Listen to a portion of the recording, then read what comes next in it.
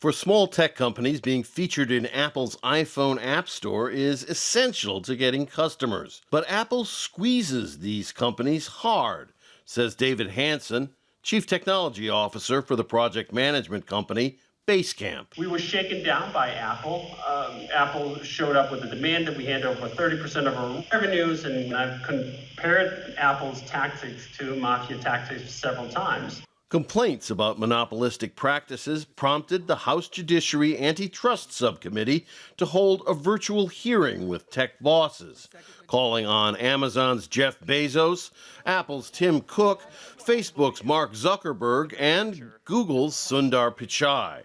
It is apparent that the dominant platforms are increasingly using their gatekeeper power in abusive and coercive ways. The CEOs will be questioned by lawmakers who have carefully prepared for months.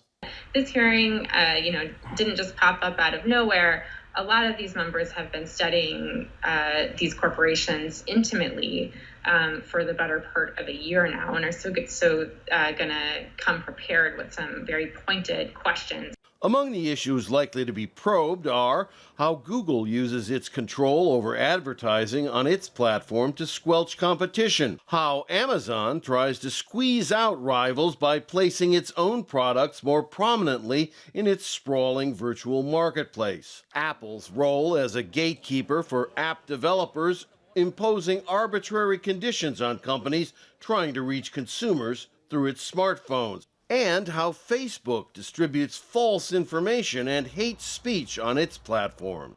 What they have said very blatantly, very clearly, that they intend to be accomplices for misleading the American people. Ultimately, the hearings could lead to antitrust proceedings, with the companies potentially being broken up into multiple parts. That's really what this comes down to, an investigation into the kind of fundamental power of these behemoth corporations and what the government is going to do about that. The tech giants plan to argue that they face abundant competition and are therefore not monopolies. They have Republican allies in Congress. Big is not necessarily bad. Antitrust laws do not exist to punish success. A hearing that will be closely watched and may have wide-ranging consequences. Rob Reynolds, Al Jazeera, Los Angeles.